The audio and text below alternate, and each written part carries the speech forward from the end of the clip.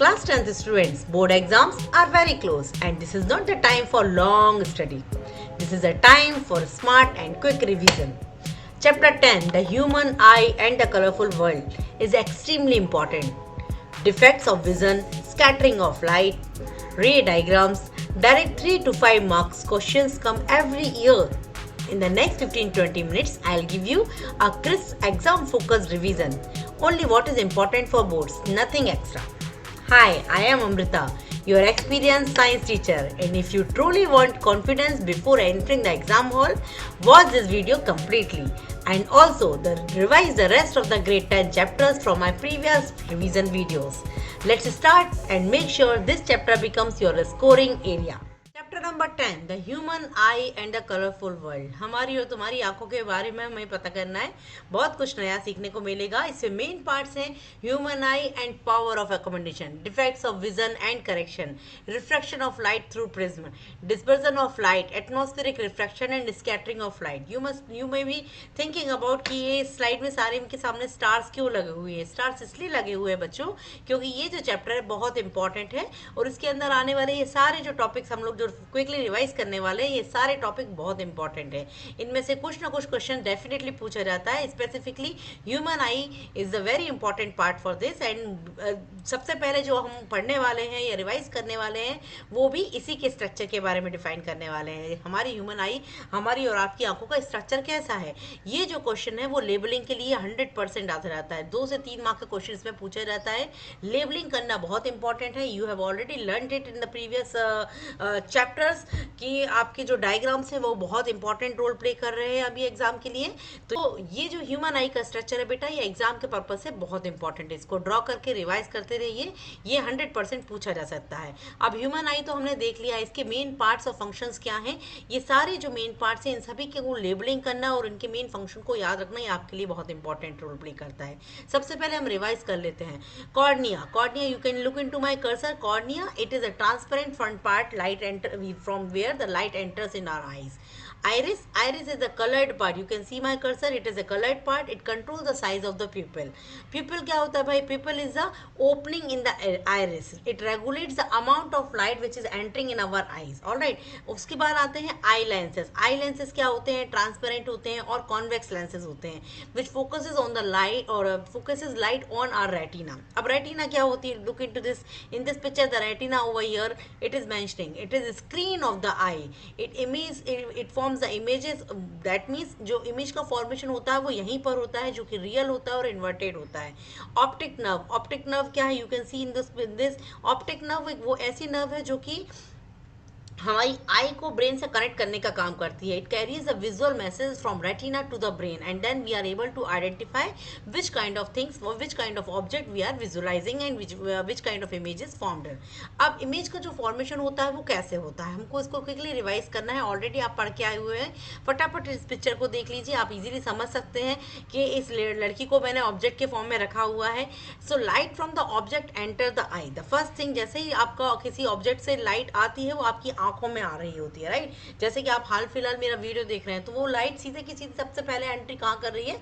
आपकी आंखों में कर रही है। Now I lenses focus the light on the retina. जो हमारा रेटिना है, जो हमने पहले वाले उसमें अच्छे से समझ के आए थे, दिस पार्ट, यहाँ पर आपको क्या देखने को मिलता है? यहाँ पर जो लाइट है वो फोकस की जाती है। Eye lenses focuses light on the retina.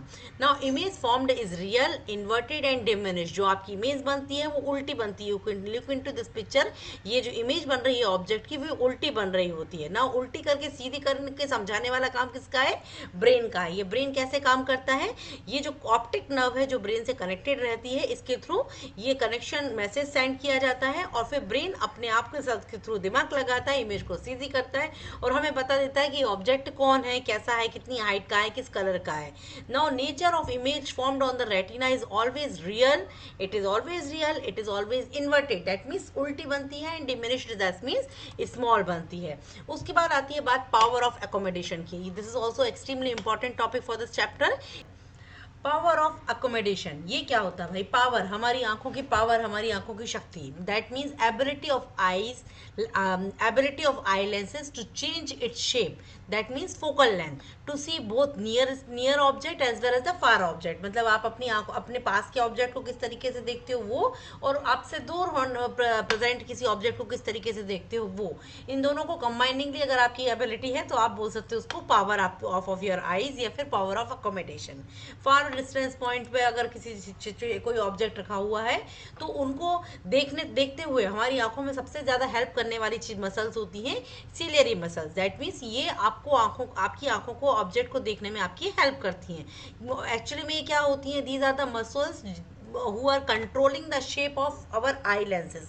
हमारी आंखों के जो लेंसेज हैं उनको कंट्रोल करने का काम करती हैं, और आई लेंसेज के पीछे ही ये प्रेजेंट रहती हैं, so that they hold the lens in the position as well as they help in the change the thickness. अब थिकनेस की चेंजेस होने की वजह से दैट मीन्स उनकी पोजीशन इस तरीके की होती है कि लेंसेज को कवर करके रखती है, तो उसकी थिकनेस ऑटोमेटिकली बढ़ जाती है। थिकनेस जैसे जैसे बढ़ती जाती है फोकल लेंथ की वजह का सिचुएशन चेंज होती जाती है। If the object is far, they are expanded the eye lenses, right, and focal length increases and that is why the power decreases। understood? अगर नियर बाय ऑब्जेक्ट है तो contact ये जो आई लेंसेज है वो कॉन्टैक्ट करते हैं, जिसकी वजह से फोकल लेंथ जो है वो डिक्रीज हो जाती है, and in that case power will increase. So this in this way ciliary muscles help our eyes। how it works? Far near object ciliary muscles contract, lenses become thick and focal length decreases। For the distance object the same thing I am going to repeat, the ciliary muscles relaxes, lenses become thin। अब जब वो thin हो जाते हैं तो focal length automatically increase हो जाती है, और in this way we can see any near and far object according to our eye power। now near and far point how they can yeah they are very important। ये space से related fill in the blank question या फिर MCQ question पूछा जाता है। हमारी आंखों के बहुत पास में दैट मीन्स 25 सेंटीमीटर से भी कम डिस्टेंस के ऑब्जेक्ट को आप आसानी से नहीं देख पाते हो। दैट मीन्स किसी ऑब्जेक्ट को देखने के लिए उस पर्टिकुलर ऑब्जेक्ट का at least 25 centimetre distance from the eye lenses it should be there. कोई भी ऑब्जेक्ट 25 सेंटीमीटर से ज़्यादा पास में अगर अपनी आंखों के पास में है तो आप अपनी आंखों के थ्रू उस चीज़ को नहीं देख पाते हैं। आप करके देख सकते हैं, अपने फिंगर को पास में लेके आइए और अपनी आंखों को ओपन करके उसको विजुलाइज करने की कोशिश कीजिए। आप देखेंगे कि आप अपनी फिंगर्स को ठीक तरीके से नहीं देख पाते, बट जैसे ही आप अपनी फिंगर्स को थोड़ी दूर लेकर जाते हैं तो आप इजीली अपनी फिंगर्स को नोटिस कर पाते हैं, उनका शेप देख पाते हैं, उनका साइज देख पाते हैं। Do you understand? That means the minimum distance eight which an object can be seen clearly is 25 centimetre, right? You can see over here, and a far distance that means that is infinity। आप कितनी भी लंबी दूर देख सकते हो, आपकी eyes की पावर के ऊपर ये चीज डिपेंड करती है। नाउ मायोपिया नाम की एक मायोपिया जो है आपने डेफिनेटली पढ़ के आए होंगे, तो उसको फटाफट हम लोग रिवाइज कर लेते हैं। It is a kind of defect of our eyes which is known as short sighted defect. A defect of the eye in which a person can see near objects clearly but can not see the distant object clearly. पास की चीज आसानी से दिखाई देती है but दूर की चीज दिखाई देने में मुश्किल होती है, मतलब दूर की चीज ब्लरी दिखाई देती है। ऐसा क्यों होता है? ऐसा क्यों होता है? क्योंकि ये जो डिफेक्ट है इसको बोला जाता है मायोपिया नाम का डिफेक्ट, जिसमें आई बॉल्स जो होती हैं वो इलोंगेटेड हो जाती हैं, या फिर eye lenses becomes too powerful that more converging happening in them, right? Converging होने की वजह से लाइट रेज जो होती हैं from the distance objects focus in front of the retina. It should be on the retina but they जो focus है वो in front of the retina होने लगता है, रेटिना के सामने होने लगता है, जिसकी वजह से जो भी डिस्टेंट वाला ऑब्जेक्ट है, जो भी दूर प्रेजेंट जो भी ऑब्जेक्ट रखा हुआ है वो आपको ब्लरी नजर आने लगता है।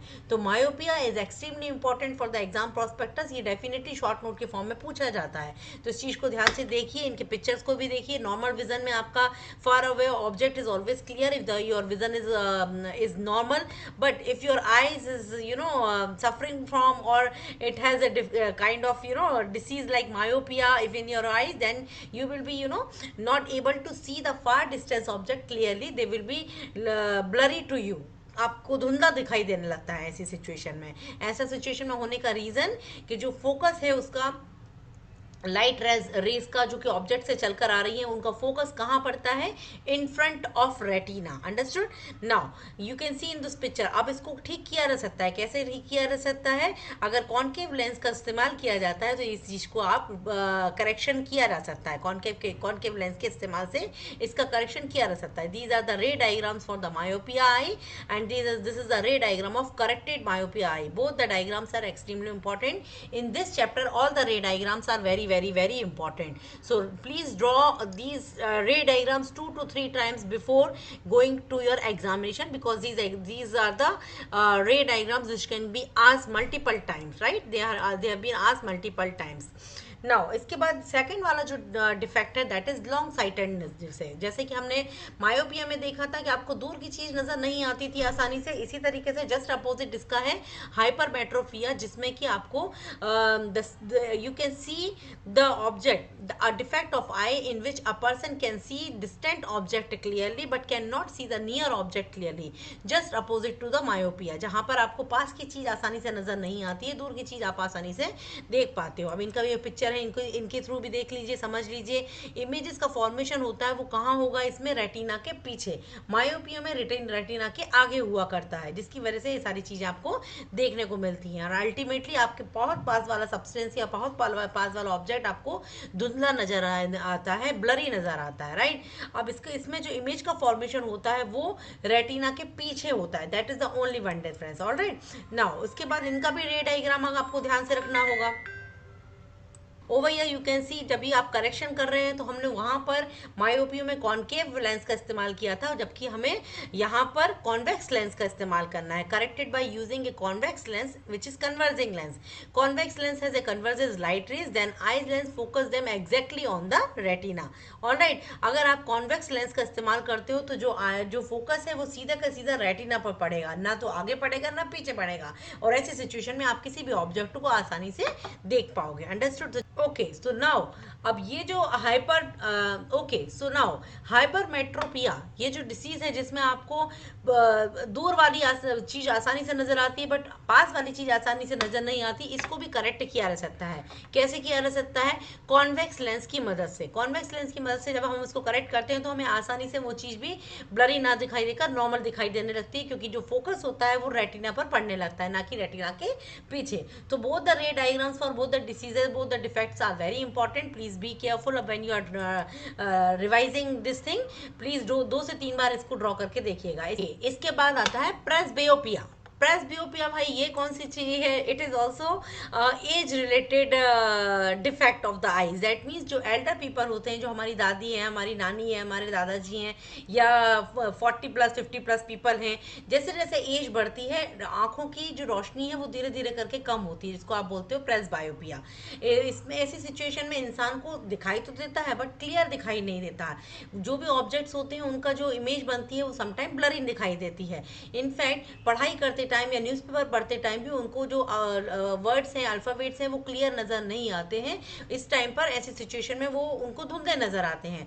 अब ऐसी सिचुएशन में होता क्या है, ऐसा क्यों हो जाता है? एज बढ़ती है तो ऐसे क्या प्रॉब्लम हो जाती है? एज बढ़ने के साथ साथ पावर ऑफ अकोमोडेशन डिक्रीज होने लगता है. सिलियरी मसल्स बिकम वीक, जो हमें यंग एज में काफी सपोर्ट करती है, वही सिलियरी मसल्स हमें धीरे धीरे एज करते टाइम उन मसल्स का पोजिशन थोड़ा सा हिल जाता है. दैट मीन्स उनकी धीरे धीरे करके एज होती चली जाती है और उनका परफॉर्मेंस थोड़ा सा वीक होता चला जाता है. और eye lenses lose the elasticity, cannot become thick easily. That is why near object cannot be focused properly on the retina. And now, and this situation also you can correct your way. How can do this? Correcting किसी भी situation में correction तो किया जा सकता है. दोनों ही वे में हमें पता है कि चश्मा लगाया जाता है. चश्मा लगाते टाइम हमें कौन सा लेंस इस्तेमाल करना है? ऐसे सीन में हमें बायोफोकल लेंस का इस्तेमाल करना है. बायोफोकल लेंस में अपर वाला पार्ट डिस्टेंस विजन को क्लियर करके देता है एंड लोअर वाला पार्ट नियर विजन को क्लियर कर देता है. And the ray diagram for this will be like that only. Now अब मायोपिया और प्रेसबायोपिया दोनों ही बहुत इंपॉर्टेंट है और इनके बीच में जो डिफरेंस है वो भी बहुत इंपॉर्टेंट है. हम इसको फटाफट रिवाइज कर लेते हैं. मायोपिया में आपको डिस्टेंट मतलब दूर वाली चीजें आसानी से नजर नहीं आती हैं. प्रेसबायोपिया में आपको पास वाली चीजें नजर नहीं आती हैं. मायोपिया जो है वो यंग एज में भी देखने को मिल सकता है, वाइल प्रेसबायोपिया जो है वो ओल्ड एज पीपल में देखने को मिलता है. Alright, while corrected by, it can be corrected, that means myopia can be corrected by concave lens, while presbyopia will be corrected by bifocal lens. Bifocal lens में upper part और lower part दोनों distance और near vision को clear करने में help करते हैं. So this difference is also very important. Go through it once. अब बोर्ड में इन सारी चीज़ों की definition, इनके causes कि क्यों ऐसा होता है और specifically कौन सी एज में इस तरीके की डिफेक्ट्स देखने को मिलते हैं, ये सारी चीजें इंपॉर्टेंट है, 2 मार्क के क्वेश्चन में, 1 मार्क के क्वेश्चन में पूछी जा सकती हैं। नाउ अगला टॉपिक आता है dispersion of white light by a glass prism. Glass prism आप सबने देखा होगा, ट्रायंगुलर शेप का आपका प्रिज्म होगा, जो आपने स्कूल के एक्सपेरिमेंट करते टाइम, फिजिक्स के एक्सपेरिमेंट करते टाइम देखा होगा। 10th बोर्ड में ये एक्सपेरिमेंट बहुत इंपॉर्टेंट है। ओके, सो बेसिकली क्या होता है dispersion of light? Dispersion of light is the splitting of white light into the 7 colour. White light अगर आप किसी प्रिज्म में से निकल जाते हैं, so you can see in this picture, this white light एक रे है जो कि ग्लास प्रिज्म, इस ट्रायंगुलर ग्लास प्रिज्म के अंदर से जा रही है। तो ये 7 कलरों में विभाजित होती जा रही है, मतलब डिस्ट्रीब्यूट होती जा रही है या फिर स्प्लिट होती चली जा रही है। ये 7 कलर आपको कौन कौन से देखने को मिलते हैं? इनको शॉर्ट फॉर्म में कंबाइनिंगली विव्योर नाम दिया गया है, जहां पर V that means violet, I means indigo, B means blue, G means green, Y means yellow, O means orange and R means red. So the band of 7 colour is called the spectrum. इन सारे इनका इकट्ठा आप इसको क्या नाम बोल देते हो? स्पेक्ट्रम। डिस्पर्जन ऑफ लाइट की जो डेफिनेशन है बहुत इंपॉर्टेंट है, इसको ध्यान से याद कर लीजिएगा। अब ऐसा देखने को क्यों मिलता है? What is the reason behind this, कि ऐसा क्या हो जाता है कि प्रिज्म में से जब आप व्हाइट लाइट डालोगे तो वो डिस्पर्स हो जाएगी और 7 कलर में अलग अलग रूप से स्प्लिट हो जाएगी। Because different colours have different wavelength, you must have already learned about it, कि अलग अलग वेवलेंथ होने की वजह से ऐसा होता है। Each colour bends by the different amount while passing through a prism. Violet bends the most, सबसे ज्यादा शॉर्टेस्ट वेवलेंथ होने की वजह से सबसे ज्यादा इसका बैंडिंग हो देखने को मिलती है। यू कैन सी सबसे ज्यादा बैंडिंग होने की वजह से देखिए व्हाइट लाइट आई, अब इसके अंदर जो वायलेट कलर है वो सबसे ज्यादा उसकी वेवलेंथ छोटी है, जिसकी वजह से इसका जो डिस्पर्जन है वो सबसे ज्यादा हो रहा है। It has the shortest wavelength and it is bending, सबसे ज्यादा बैंडिंग इसकी देखने को मिल रही है, इसलिए the first colour over here is violet. While red bends the least because it has the longest wavelength. तो due to the wavelength, due to the different wavelength it happens. all right, आगे बढ़ते हैं। अब इस चीज को हमने already previous slide में थोड़ा सा इंट्रोड्यूस कर लिया था, जो कि कहलाता है स्पेक्ट्रम। स्पेक्ट्रम मतलब आपको समझ में आ ही गया होगा, red, orange, yellow, green, blue, indigo, violet, इन सभी को आप कंबाइनिंगली जब भी बोलते हो तो आप बोल देते हो विजिबल स्पेक्ट्रम, क्योंकि ये सारे कलर्स आप आंखों से देख सकते हो। The band of 7 colours formed after dispersion of white light, it is produced when white light passes through a glass prism. This splitting of white light is called natural dispersion. इसको आप natural dispersion भी बोलते हो। Natural dispersion का best example है हमारी life में formation of rainbow. This is the picture of rainbow. मैं इसको क्विकली रिवाइज करवाती हूँ, ये बहुत इंपॉर्टेंट है। रेनबो में 7 कलर्स आपको देखने को मिलते हैं। ये ऐसा कैसे हो जाता है, क्यों, कहां से 7 कलर आ जाते हैं? रेनबो मतलब पानी है ना, और पानी की बूंद में ऐसा क्या हो जाता है? Rainbow is formed due to the 3 process inside the water droplets. Imagine this is a water droplet, sun की रेज इसमें पड़ रही है, which is white rays from the sun, it is coming to the water droplet, and what is happening now? There is a 3 stage by which the rainbow forms, right? कैसा? Refraction. The first thing is refraction. Sunlight enters the water droplet and it bends. जैसे ही ये water droplet के अंदर आती है sunrise, ये bend हो जाती है। बेंड हो जाने के बाद इसका डिस्पर्सन होता है, दैट मीन्स डिस्पर्स हो जाती है। किन में हो जाती है? White light splits into the 7 colours. Total 7 colour में जो कि विव्योर कहलाते हैं उसमें ये डिस्पर्स हो जाती है। And then the third stage is total internal reflections, that means light reflects inside the water droplet and finally light refracts again while coming out. A rainbow is formed in the sky. You can see into this. सन से एक light आ रही है, अंदर की तरफ जाने के बाद स्प्लिट हो रही है, स्प्लिट होने के बाद ये रिफ्लेक्ट हो रही है, रिफ्लेक्ट होने के बाद इसका रिफ्लेक्शन हो रहा है, और अल्टीमेटली आपको 7 कलर से एक बैंड में, एक स्ट्रक्चर के फॉर्म में नजर आ रहा है, जो कि जिसको आप कंबाइनिंगली स्पेक्ट्रम भी बोल सकते हो। And in this way rainbow form. So in this slide things are important are all the 7 colours of rainbow. ये आपको याद रखना जरूरी है। वाटर के अंदर या वाटर ड्रॉपलेट के अंदर ऐसे क्या बदलाव आते हैं जिसकी वजह से रेनबो का फॉर्मेशन होता है, ये आपके लिए लिखना इंपॉर्टेंट है। आगे बढ़ती हूँ। हमें क्या सीखना है बेटा?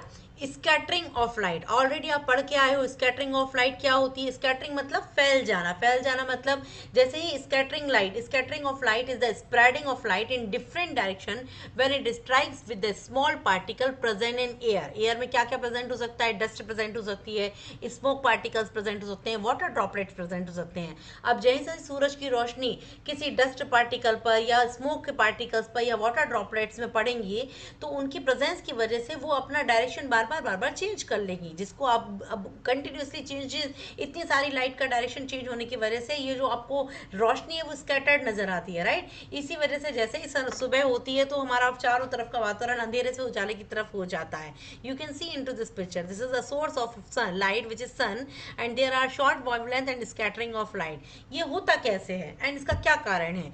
Air contains very tiny particles which are the dust particles and the other smoke particles also. When light falls on them it gets scattered. Smaller wavelength more scattered, जिनकी वेवलेंथ ऐसी ऐसी लाइट रेज जिनकी wavelength छोटी है उनकी scattering ज़्यादा होती है, और ऐसी जिनकी वेवलेंथ ज़्यादा है वो लेस स्कैटर्ड होती है। लेस स्कैटर्ड होने के बाद भी अल्टीमेटली वायलेट और ब्लू कलर की जो है उनका शॉर्ट वेवलेंथ होने की वजह से इनका स्कैटरिंग ज़्यादा होती है। रेड लाइट की जो रेज हैं वो लॉन्ग वेवलेंथ होने की वजह से लेस स्कैटर्ड होती हैं। अब आपको ये वाली बात याद रखना पड़ेगी, वायलेट स्कैटर्ड मोर, रेड स्कैटर्स लीस्ट। अंडरस्टूड? आगे बढ़ते हैं। Now application of scattering of light. अब ये बहुत इंपॉर्टेंट है, स्कैटरिंग होती ही क्यों है पहली बात तो, और होने की वजह से उसका क्या यूज़ किया जाता है, ये इनको आपको एप्लीकेशन में देखने को मिलेगा। अब देखिए यहाँ पर नीला आसमान आया, हमारे आसमान का कलर नीला ही क्यों है? ये बहुत इंपॉर्टेंट रीजनिंग क्वेश्चन है। Scattering is the best, scattering is the reason behind this. कैसे? Sunlight is white which is made of 7 colors. Blue light has shorter wavelength, we have already learnt about it कि जो सबसे छोटी wavelength होती है वो कौन सी कलर की है, ब्लू कलर की या फिर वायलेट कलर की। शॉर्टर वेवलेंथ होने की वजह से इसकी जो स्कैटरिंग है वो सबसे ज़्यादा होती है एटमॉस्फेयर में। सो blue light is scattered in all the direction, that is why our entire sky is blue in colour. अगर स्कैटरिंग उसकी कम होती है तो पूरा आसमान नीला ना होकर कोई दूसरा कलर का होता। दैट मीन्स जो ब्लू कलर की लाइट है उसकी जो वेवलेंथ है वो बहुत छोटी होती है, और वो छोटी होने की वजह से वो ज़्यादा स्कैटर्ड हो जाती है, और ज़्यादा स्कैटर्ड होने की वजह से हमारे ऊपर का आसमान, जो सिर के ऊपर आसमान है, वो हमेशा नीला नजर आता है आपको। Understood? Second question, you can look into this picture. ये सनराइज हो रहा है या फिर आप इसको सनसेट भी इमेजिन कर सकते हो। सनराइज और सनसेट के दौरान हमेशा आपको आसमान जो है वो हल्का सा ऑरेंजिश नज़र आता है, रेडिश ऑरेंजिश नज़र आता है। ऐसा क्यों होता है? Reddish appearance of sun at the sunrise and the sunset time. The reason behind this is scattering of light again. At a sunrise, sunset, sunlight travels a longer distance in the atmosphere, right? Shorter wavelength colors जैसे कि blue हुआ, violet हुआ, scatter away, and only red light long wavelength reaches our eyes. So sun appears red or orange during this time. Understood? These are the very important reasoning questions. That is why I have mentioned it into the slide. You can write it as it is mentioned in the slide. All right, आगे बढ़ते हैं। Tyndall effect. Tyndall effect भी आप already पढ़ के आए हुए हैं तो आई नो कि आपको पता होगा, फटाफट से रिवीजन कर लेते हैं। टिंडल इफेक्ट क्या होता है? इसका भी स्कैटरिंग ऑफ लाइट से ही लेना देना होता है। The Tyndall effect is the scattering of light by very small particles, colloidal particles present in a medium. Because of this scattering the path of the light becomes visible. जैसे आपको scattering आपने पढ़ा, scattering light आने के बाद, सन से आने वाली लाइट जो है वो एटमॉस्फेयर में आई, एटमॉस्फेयर में प्रेजेंट छोटे छोटे पार्टिकल्स से टकराने के बाद वो चारों तरफ स्कैटर्ड हो गई। अब ऐसी सिचुएशन में आप यू कैन सी समटाइम आपने देखा होगा कि आप किसी डस्टी जगह पर, किसी डस्टी रूम में अगर किसी विंडो से या छोटे से वेंटिलेशन से हल्की सी रोशनी नजर आती है, तब आपको ऐसा पूरा बीम ऑफ लाइट नजर आता है। You can see the bright strike of light due to the dust particle present over there. Another example for the same would be, जैसे you can see over here, आप projector जब भी cinema hall में देखते हैं तब आपको projector की पूरी बीम आपको नजर आती है कि प्रोजेक्टर में से निकलने वाली पूरी लाइट कैसे आगे की तरफ बढ़ रही है। This is known as Tyndall effect. और ऐसा क्यों होता है? Why does it happen? When light passes through a medium containing tiny suspended particle, जैसे कि डस्ट पार्टिकल हुए, स्मोक पार्टिकल हुए या वाटर ड्रॉपलेट्स हुए, इन सबसे वो लाइट टकरा जाती है। Now these particles scattered in the light in the different direction, so we are able to see the beam of light. In pure air without particles the light beam is not visible. Why? Because जो pure है वहाँ पर जो scattering है वो इतनी ज़्यादा हो जाती है कि आपको वो अलग अलग पार्टिकल्स नज़र नहीं आते हैं। वाइल टिंडल इफेक्ट में जो स्कैटरिंग होती है वो बहुत सारे छोटे पार्टिकल्स इकट्ठे हो जाते हैं, कोलाइडल पार्टिकल्स प्रेजेंट होते हैं किसी मीडियम में, और जब वो उस लाइट से टकराते हैं तो आपको स्कैटरिंग पाथ पूरा का पूरा नजर आता है। दैट मीन्स पूरी की पूरी टॉर्च लाइट आपको नजर आती है। आप टॉर्च जलाते टाइम भी ऐसा फील कर सकते हैं। अगर किसी अंधेरे कमरे कमरे में जब आप टॉर्च लेकर जाते हैं तब आप टॉर्च की बीम को पूरी तरीके से विजुलाइज कर सकते हैं, पूरी तरीके से आप देख सकते हैं कि टॉर्च की रोशनी किस डायरेक्शन में कितनी ज़्यादा किस तरीके से स्कैटर्ड हो रही है. तो this kind of effect you can see when sun is rising, और सन राइज करते टाइम पेड़ों में से झांकता हुआ आपको कभी कभी नजर आता है, तब भी आपको बीम ऑफ लाइट नजर आती है. Okay, so this is Tyndall effect. Mean Tyndall effect बहुत इंपॉर्टेंट इफेक्ट है. ये आपकी डे टू डे लाइफ में भी आपके को कई बार देखने को मिलेगा. तो अगली बार जब भी आपको किसी खिड़की में से, किसी वेंटिलेशन में से रोशनी की बीम नजर आए, तो आप इसको साधारण रोशनी मत बोलिएगा, इसको टिंडल इफेक्ट के नाम से याद करने की कोशिश कीजिएगा. आपको फर्दर स्टडी में भी ये काम में आएगा. 11th और 12th में भी इसकी डिटेल स्टडी की गई है. तो be careful about all this, and I am sure आपको ये सारी चीज़ें अच्छे से समझ में आ गई होंगी. And this was the last slide of this revision, and we are done with this chapter.